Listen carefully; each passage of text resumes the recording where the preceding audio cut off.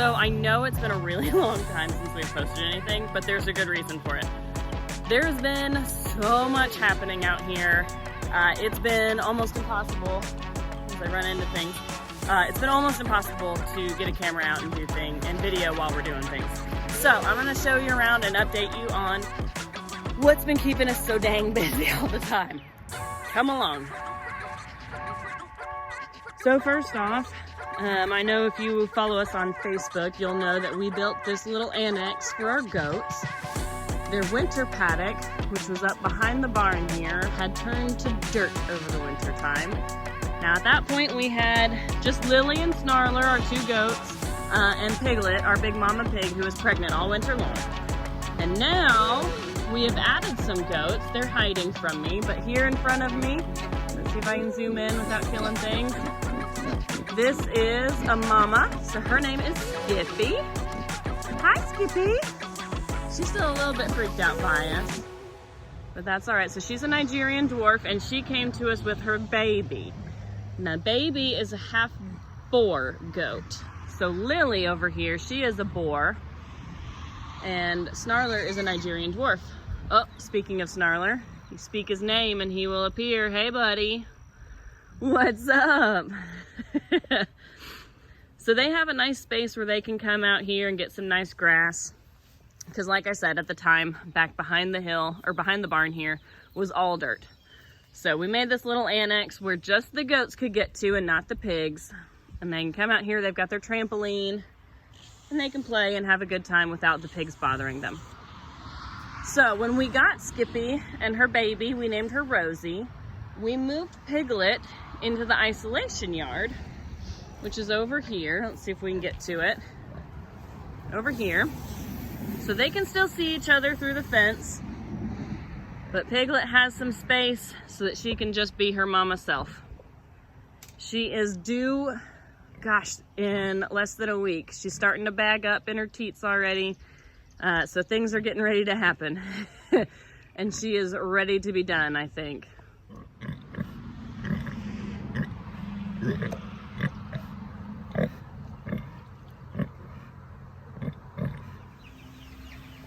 So the other big change we had is we moved all of our new laying flock and guineas up the hill to be with our laying birds.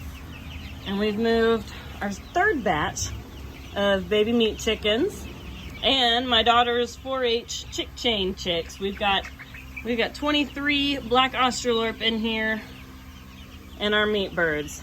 Now these meat birds will actually be going out on the field in about a week. So they won't be in this room for very long, but gives them a little extra space. You can see they've got a little roost that they're taking advantage of and playing. So these guys are in here and they'll move out to the field soon. All right, so another thing that you might know if you follow us on Facebook is we took this area where we had the pigs and goats last fall and a little bit of the winter, mostly in the fall though. And we borrowed the neighbor's big tiller that we pulled behind the tractor, and we tilled up this huge new garden plot. So it's about 100 feet by 40-ish, depending on where you are. It kind of tapers down here at the end. But we have made what I like to call my dream garden. It made me so happy when we were putting things in that I may have shed a couple tears. So as you can see, we've got these arched trellises right here at the front. So this first one, whoops, right here, we've got loofah gourd that'll climb up and over. At the next one down, we've got potato cucumbers on this side and slicing or muncher cucumbers on the other. And on the last one down there, we have cucamelon. Now they had a bit of a transplant shock when we brought them outside and onto the ground. So they're recovering, but slowly.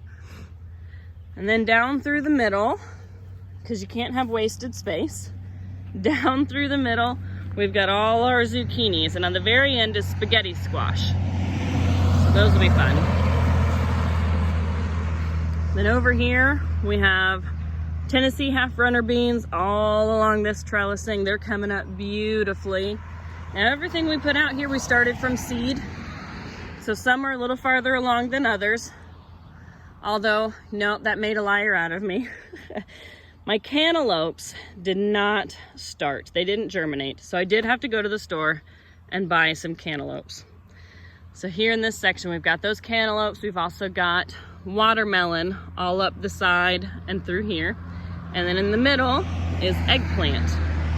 Now, as you know from my garden planning videos, eggplants are my mystery crop this year. I've never grown them before. I've never really cooked with them. But let's go closer and take a look. They are just a beautiful, gorgeous plant. I mean, look at how lush and gorgeous these leaves are. I mean, they've got some dirt on it from the rain, but oh man, they're just gonna be beautiful plants regardless of what kind of produce they give me. I love it. All right, so here's our watermelon, and this row right here comes all the way down. This, cross your fingers, is gonna be my carrot bed. All right, now, I've never had much luck with carrots. Carrots have always been something I couldn't grow because I couldn't get the soil just right. But this soil, although a little rocky, is just nice and loose. So even if I get wonky shaped carrots, I'm just hoping that I'll get something. You can see I haven't thinned them out, but all these little here, these are all my little carrots come up. So I'm excited. The next row down, right here, is my beets. So we've got Detroit red for most of this row, and then I believe down at the far end I've got some Chioggia beets, and those are the ones that have red and white candy striping on the inside, like little circles. They're really cool. I like to think of them as a cross between a radish and a beet because it's got a little bit of a peppery taste to it. Then on my last row, my last vegetable bed here, we've got turnips, and at the end is rutabaga, and that's gonna be fun. I've never grown rutabaga, but I did grow turnips the last fall, and they were delicious. I don't know why I've never had them before, but they were great. And then along here on this edge, we used this as like a water barrier to help retain some water. But I planted some sunflowers. You can see that one there's gotten real big. Sunflowers and daisies, and I think some zinnias. I don't know, something pretty just to grow along the edge. And then we'll come over here on the other half of the garden bed, and we've got corn, corn, corn. All the corn you can imagine. And I'm so excited about it. And I hope you can hear me okay. I am down by the highway, so sometimes it's difficult. Also, whoops, I'm in my shadows in the way. We've got some pumpkin plants. This one we put in, jack-o'-lantern pumpkins. But this one, whoop, there it is. That guy is a mystery. It's a volunteer. Last fall we were chucking some pumpkins to the pigs, and they love it. But they also poop the seeds out, and then they fertilize it, and you know, things grow. So my last two rows up here, these are all okra. At the far side way down there where you can't hardly see anything growing, I believe is my red okra, and it didn't come up very well, but we'll see what happens. I feel like I've got enough okra, even if that doesn't come in. Then up here, we've got Royal Burgundy bush beans. And as you can see, my germination was pretty spotty on that too. I had some here and then some way at the other end that germinated.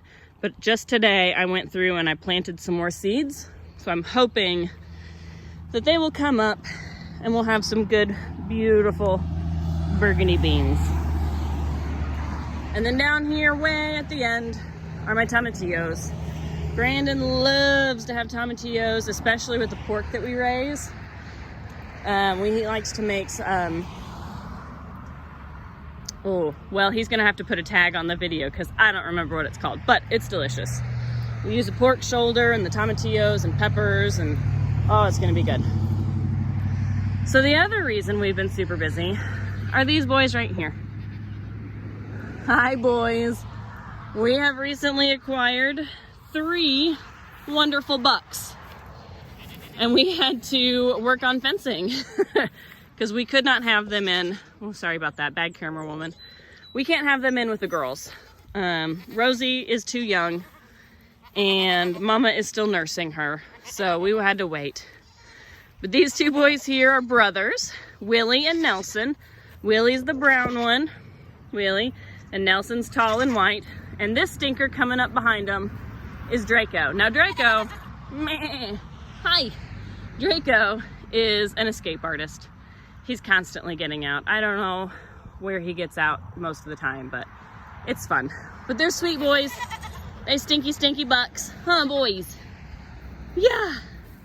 Huh. Come here. No, you can be camera shy. So the brothers are Alpine. I believe they're Alpine crosses, so I'm not positive on that. And then Draco is Nigerian dwarf. So we have good plans to breed and have new babies on the farm. Eventually we'll take this temporary fencing down and we'll have another fence up. But like I said, it's been crazy busy. Huh, boys? Yeah. All right, so out here on the field, we've got our meat chickens. This is our second batch. They are due for harvest in about a week, which is exactly when Piglet is due as well. So that's gonna make for a fun weekend. We'll see what happens. Hopefully Piglet won't take too much help in having her babies. We wanna let her have them as natural as possible, but we'll be there if anything needs to be helped with. They think it's supper time. That's why they're all running up to me. Not quite yet, ladies. And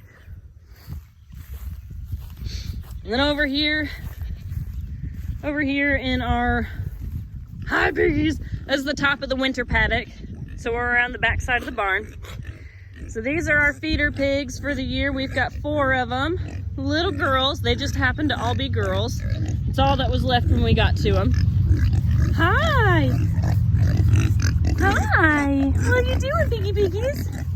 They always act like they're starving and they've never had any food in their entire lives. But don't let them fool you, huh? Don't let them fool you.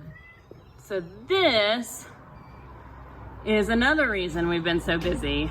Both of our barn cat mamas had babies, huh? This is Snowball and this is Gracie. And there are 2 mamas. And these 3 little muttons here, muttons? How about hellions? We'll call them hellions. These 3 little cutie hellions, they are Snowball's babies. We had some roving toms come around for about a month and then they went away. And look what they left behind. Meow. Now these 2 beige ones, they both have homes. And the little gray one, whoops, that one, is the only female out of this litter. And I believe she's gonna stay on the farm with us. But they're cute. They're about 4-ish weeks old. They're exploring, they're escaping, they're starting to eat some kitten food, drink some water. They still want mama. And it's so cute. Then if we come, don't mind my messy barn, it's a hot mess. We come over here, we've got Gracie's babies. There's a little orange one, oops, my hand. A tabby one is in the grow bucket there, that's fun. A little black one and a white one. Now these guys were born about a day after Snowball's because she just couldn't be outdone. And they're doing great. These 2 dark ones here, they have homes, but we still need homes for the orange one and the white one. And both of those are boys.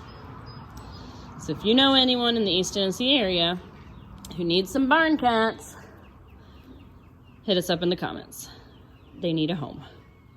They're super sweet. Our little 5-year-old likes to come out here and play with them and give them love and all kinds of good stuff. So this piece of chaos is another reason we haven't been able to really take many videos. So our well pump went kaput. It quit working. And this is what we use to water the animals and the gardens and all of that. And it died. So we had to replace the pump. We bought a new, where's my hand? A new tank. That's the old one there, nice and tiny. It just wasn't enough for what we needed to use it for. So we had to get a bigger tank, and now we've got both of them hooked up. So that should help. It is leaking a little bit. We just turned it back on today and we found a leak. So we'll figure that out. Good thing is we're not paying for water that's leaking out. It's all well water. So I guess that's all right. But as we were taking things apart, the 50, 60, 70-year-old well house that was here disintegrated. That's what all this is. It all just fell apart, crashed down, all done. So we took it down, we poured a new floor because there wasn't one. Poured a floor, built walls, and the next part of this project is building a top for it. But we can now water the gardens. And lastly is our, I don't know what you want to call this, tomato and pepper beds, I guess. So all of these here that you're looking at, all these little stakes coming up, these are my tomatoes. I've got 40, I believe, tomatoes. I had some die, and I don't know why, they just went away. So I put some basil in where they were, so they were taking up some space. And I just planted these marigolds in there. So the marigolds and the basil actually help in your tomato bed. It helps keep aphids and other pests away. So those are good to have in your tomato bed. But look at this. Look at this. I'm so excited. See if I can focus on it. All these flowers are blooming. Where are they? There. I'm a bad camera woman. I'm sorry. I'm trying. Oh, it makes me so excited. I cannot wait for tomato sandwiches and homemade mayo. So over here is not as pretty. The weeds are a thing around here, and I haven't gotten them under control. But we got some random volunteer potatoes from last year. Apparently we had missed some. I also have some zucchini growing up through the middle of there. If you can pause it and zoom in, you can kind of see them. They're there, I promise. You just gotta look for them. Then I got lazy and I put some weed fabric down, and that's where I planted my peppers. So we've got banana peppers, bell peppers, no heat jalapenos. What else do I have in here? Golden bell peppers, jalapenos. This is why I have labels. Corno de Toro peppers. Oh, I'm excited. This next bed behind it is mostly done. It was radishes and peas. My peas did horrible. I think I maybe had 5 out of that whole row. 5 that came up. And I think that's how many peas I got. I've also got some cucumbers along the back of my tomatoes. They're gonna climb up this trellising and make some yummy food. But gosh, look how tall they're getting. Oh, I can't wait. I can't wait.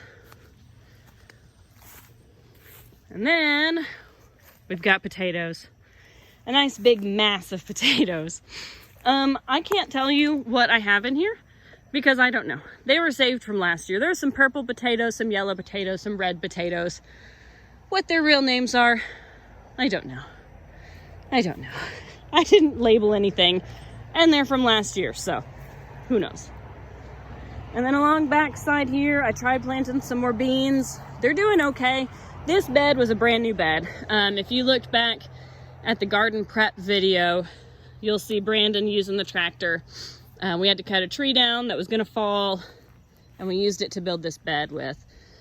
So it's all fresh, new soil, full of weeds, as you can see. Somewhere in there are onions.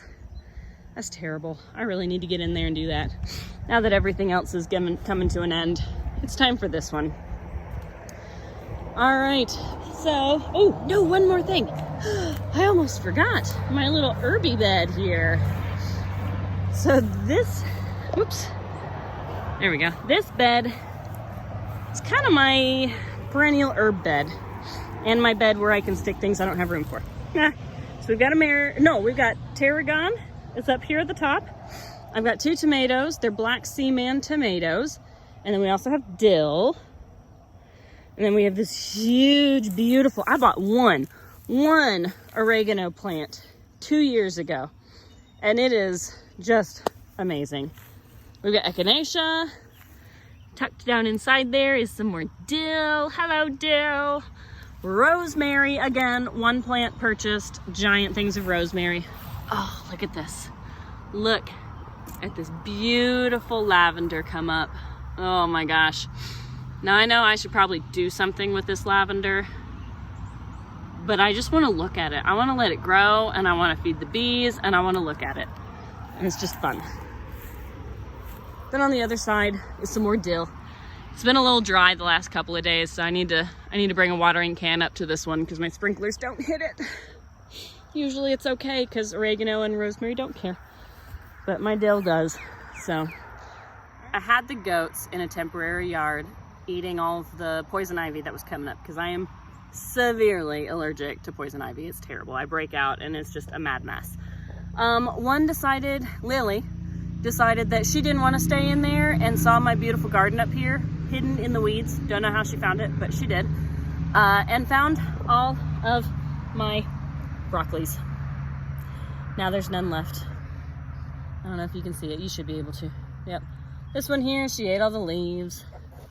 This one over here, she ate all my leaves. So I'm not getting broccoli this year. Honestly, I wasn't expecting to get any broccoli heads, but I was hoping at least for the leaves. They make really good, we make chips out of them. We'll cook them in the oven on low temperature with some salt on it and a little bit of oil to hold the salt on. So good, kids love it. So like I said, it's been crazy, crazy busy around the farm. We haven't had a chance to do much updating, but we're gonna try and do better. Next weekend, we've got our chicken harvest like I was showing you with the meat birds up on the hill. They're getting ready to go to harvest, go to freezer camp, and hopefully we'll have some projects that we can show you. We'll see you then.